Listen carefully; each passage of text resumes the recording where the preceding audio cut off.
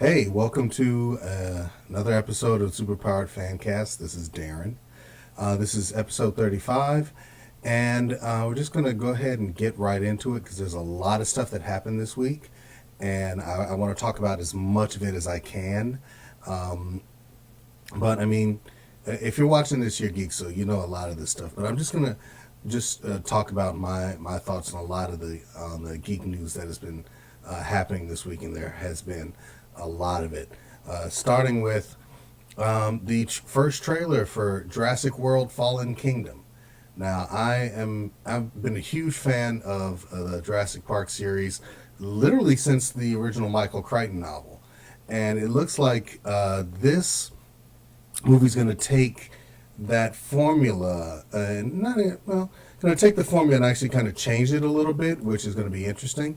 So instead of Chris Pratt and company, trying to escape from the dinosaurs and trying to escape from the island. It looks like they're proactively in this film going to rescue dinosaurs on a specific island, and it looks like the Fallen Kingdom is this island that probably was purchased by InGen, and that they didn't know that it had an active volcano on it when they put up their facility. But it looks like they're going in to rescue these animals.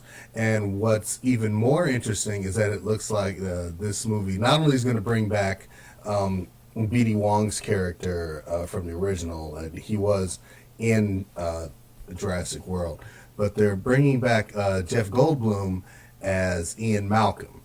So that's gonna be fun because I want to see how he's progressed over the years, how he's changed, how his philosophy has changed. Like, why would he go back to another island? This being like his third trip to an island full of dinosaurs. So it's going to be interesting to see how that plays out. Now, Jurassic World: Fallen Kingdom is expected to be released June 22nd, 2018. So I definitely have it marked on my calendar as something I'm going to see. Now, the next story is almost pretty much a no-brainer. Netflix has renewed Stranger Things for season 3. I mean, honestly, is there anyone who didn't think this was going to happen? Because I would really love to hear from you. If you actually thought that there was a way that Netflix was not going to renew Stranger Things, then tweet me at SuperpoweredFan. Like, you can literally see it, like, right here. Opposite. Right there. Right there. You can see, like, at SuperpoweredFan. Tweet me. Email me, superpoweredfancast@gmail.com. And give me your reasons why you thought that there would be no season 3 of Stranger Things. I mean, the end of every season, they leave some great mysteries to follow and to keep you interested until the next season. So I'm definitely on board. So the next thing I want to talk about is the Walt Disney Company. Now, we know the Walt Disney Company owns Marvel, and that the 21st Century Fox Company owns X-Men and Fantastic Four. So it looks like, and according to most of the reports out there, and ones that I've written, ones that I've read, in a lot of publications, it looks like these two companies may be getting together. Like that's kind of specious terminology. It looks like the Disney Company is going to buy the majority of 21st Century Fox. Like, they're going to buy the majority of their media assets, including the studio and television assets. And it's reported that the deal is going to be around $60 billion in stock. So it's not necessarily something that they have to pay cash on hand, but it's going to be. I mean, I don't want to keep saying it's going to be interesting, but it is interesting. I mean, it is interesting in the sense that if this deal goes through, what does it mean for us as fans? What does it mean for the Fox Marvel movies? What does it mean for the X-Men? What does it mean for Deadpool? I mean, what does it mean for all the plans that Simon Kinberg and the rest of the guys over there have made for their Marvel universe? Does that, when that comes under the umbrella of Disney, do they step in, or do they let that plan play out and then see how they can add to it down the road? Now, if they're smart, I would go ahead and just kind of let them lay out the plan that they have, let them work it. Now, there've been issues, and I'll be the first one to admit that I've had a lot of issues with Fox's handling of the X-Men. That's because it's been one of my favorite comic book series since I was a kid growing up in the 80s. Like, I love the X-Men. So I'm a little protective. So if anything, I would want them to leave Deadpool alone. The reason Deadpool worked the first time was because Fox didn't want to make it in the first place. They gave him like a little bit of money and said, do whatever the hell you want. And when it was a success, they kind of stepped off a little bit, but you know how studios are, they couldn't stay away for too long. But if Disney is smart, they'll kind of spin those movies off and let them keep doing what they're doing. The worst thing you could do to Deadpool is make him PG-13, especially after you established not one, but two hard R-rated films. Like, just let them be what they are. They're going to get you the audience. They're going to get you the box office. So just let them be. So the next bit of news, and speaking of Fox, it looks like the Freddie Mercury biopic, Queen frontman Freddie Mercury's biopic, Bohemian Rhapsody, is on hold at this point because Fox has fired director Bryan Singer. Now, this is actually kind of feeds into the Fox and X-Men thing. As you know, if you know who Bryan Singer is, you know Bryan Singer directed the first X-Men, he directed X2, directed X-Men Days of Future Past, directed X-Men Apocalypse, he directed the premiere, the pilot episode of Legion. So he's had his hands in the X-Men pot for a long time. And it looks like the relationship with Fox not only has ended as far as with the Freddie Mercury film, but according to reports, Singer is closing up his offices on the Fox lot. So this might be the end of that entire relationship. We don't know. But the studio said that they're going to announce a new director soon.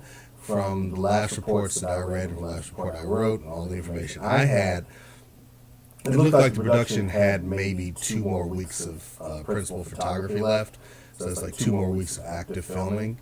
So they can bring in a director to just kind of finish that out. I don't know what the DGA rules on that are going to be. I don't know if the Directors Guild are going to credit it to the new director or credit it to Singer, as he's, shot the majority of the film. I don't work in the industry, so I don't particularly know. But if a director does, please let me know. Like before, you can tweet me at superpoweredfan or email me at superpoweredfancast @gmail.com.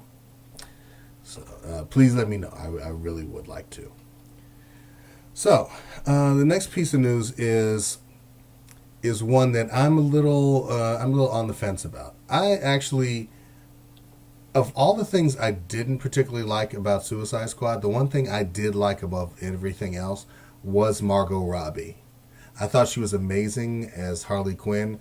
I thought she did things with the character that actually transcended what Harley was originally, which was just kind of Joker's sidekick, and I thought she did a great job.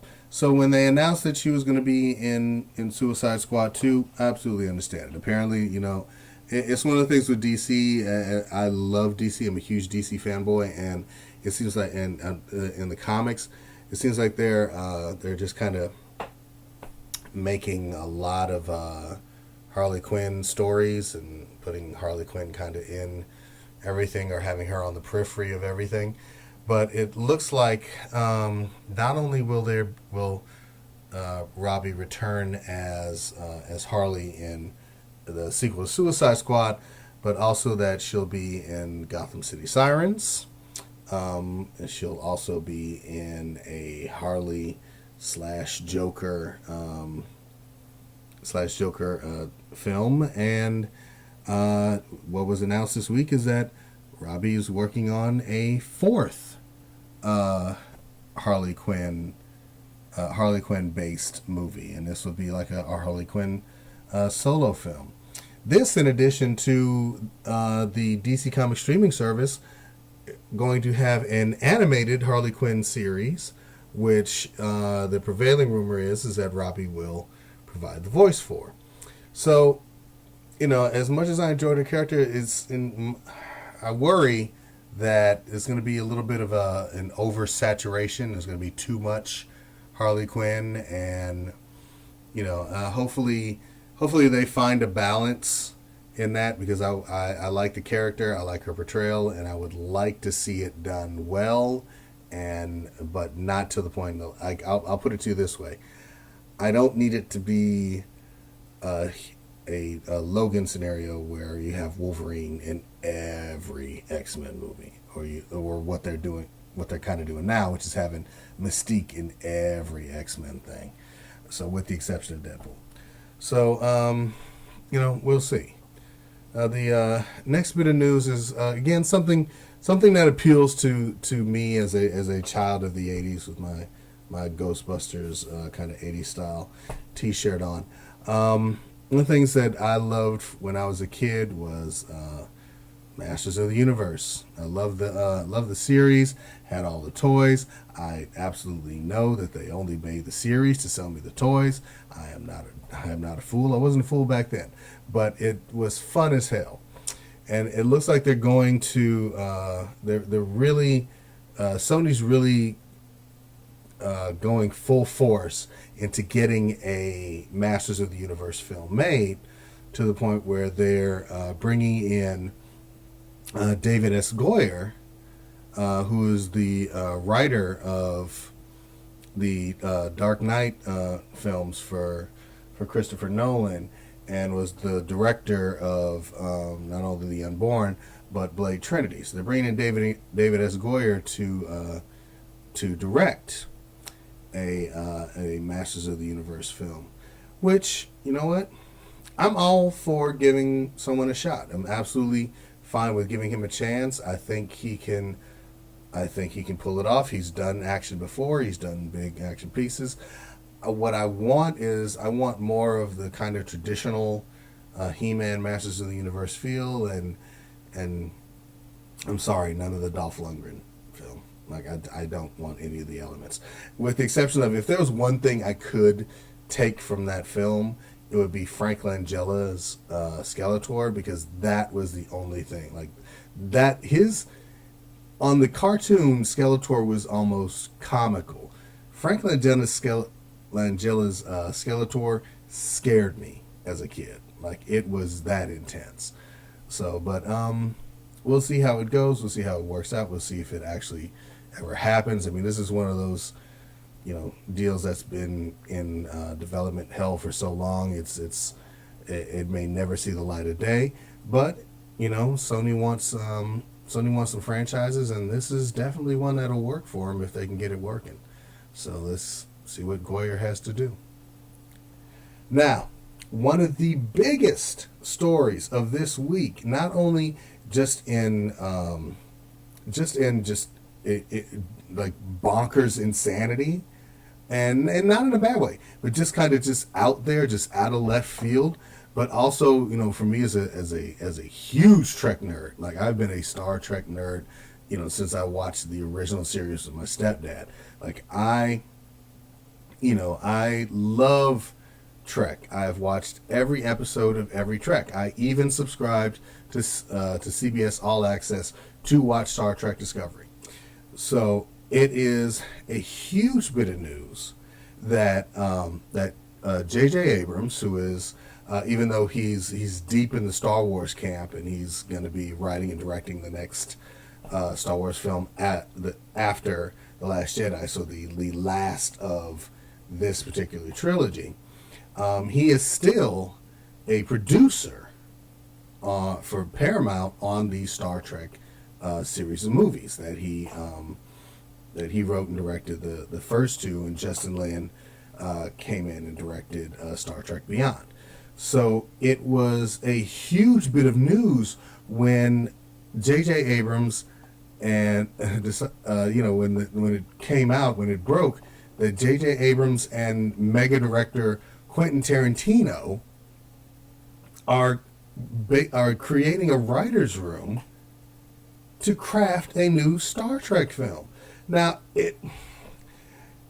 I love Tarantino films. I know a lot of people don't. I know a lot of people do. I know a lot of people that are just ambivalent, that don't care. I've always, from the time I was working as a video store clerk when Pulp Fiction came out, there was a palpable love of cinema that I got when I watched a Tarantino film. The same way the same feeling I got when I watched a Robert Rodriguez film or Martin Scorsese or Kevin Smith.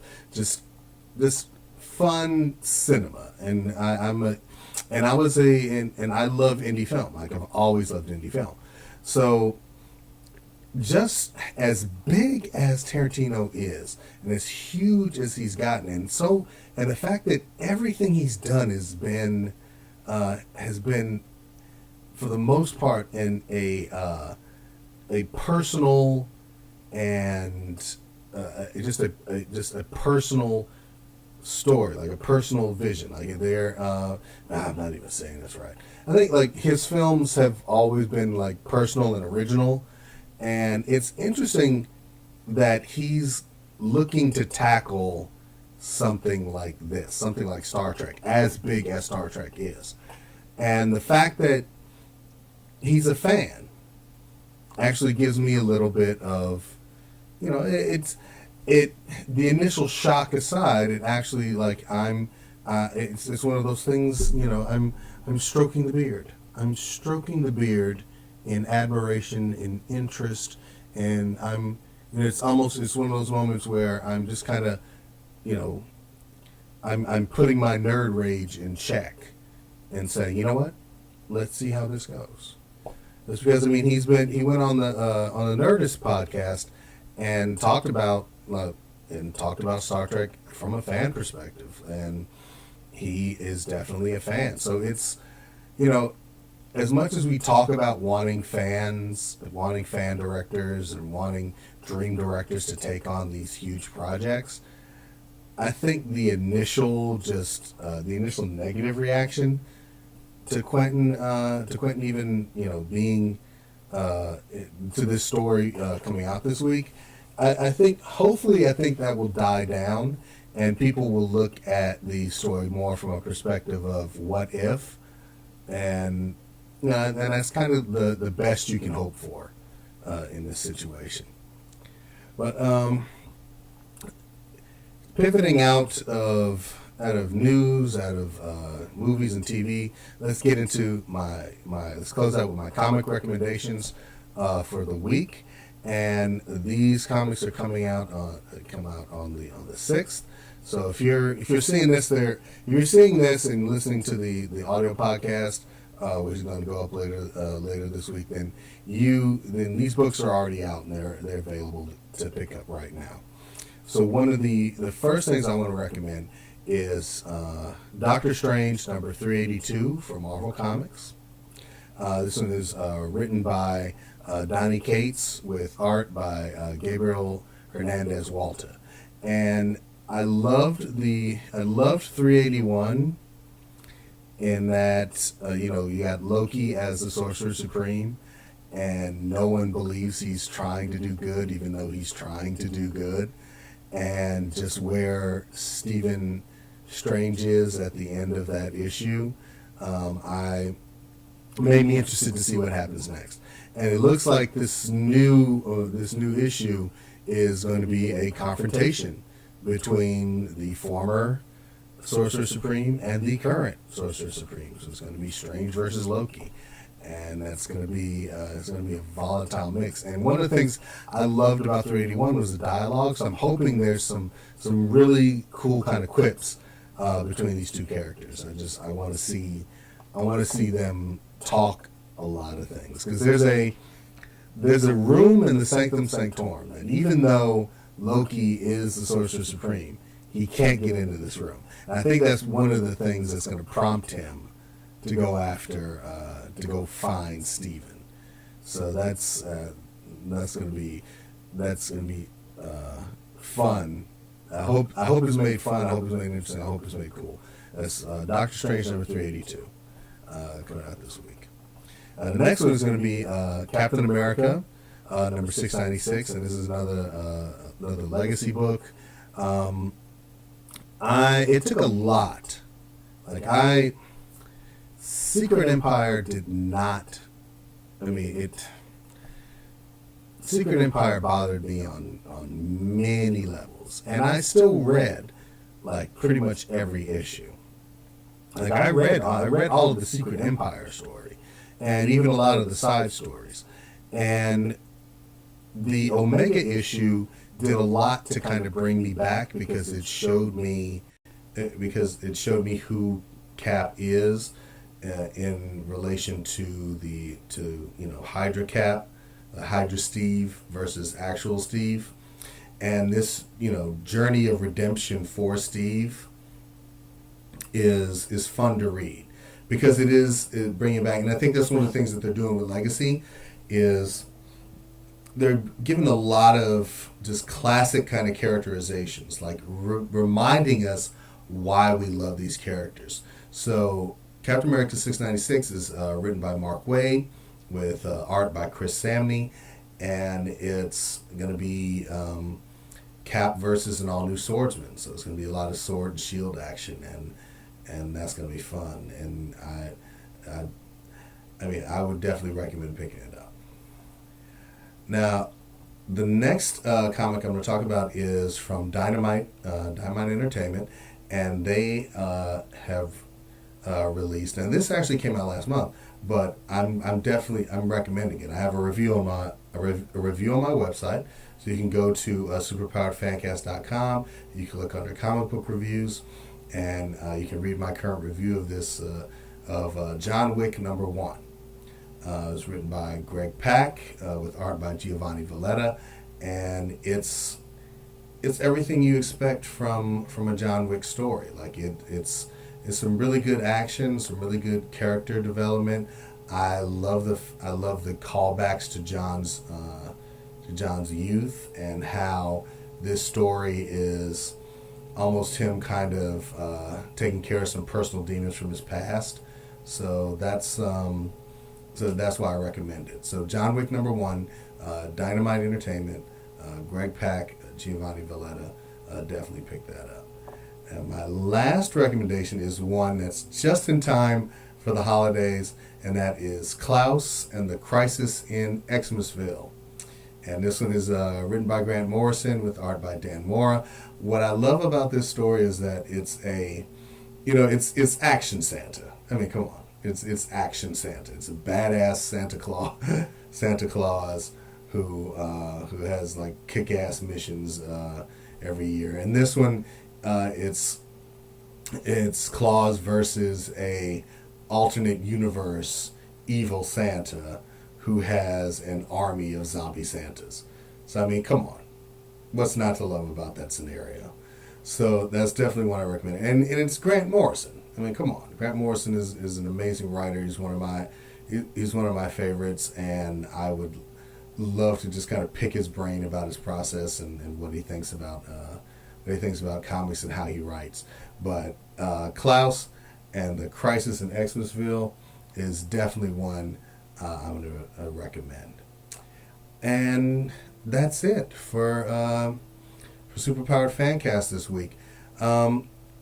Like I said, I'm I'm trying to get better at this, and I definitely want your feedback. So definitely let me know. You can tweet me at superpoweredfan. You can email me superpoweredfancast@gmail.com. You can find my articles and news items, all the stories that I've talked about this episode and every episode, my comic book reviews, movie reviews, trailers, things like that. You can find all of those things on my website, www.superpoweredfancast, all one word.com. Take the all one word out. But superpoweredfancast.com. And you can also read all of my DC Comics reviews and other news items, because I am the news editor over at the Geeks Worldwide website, and that is the GWW.com. So for Superpowered Fancast this week, this is Darren signing off.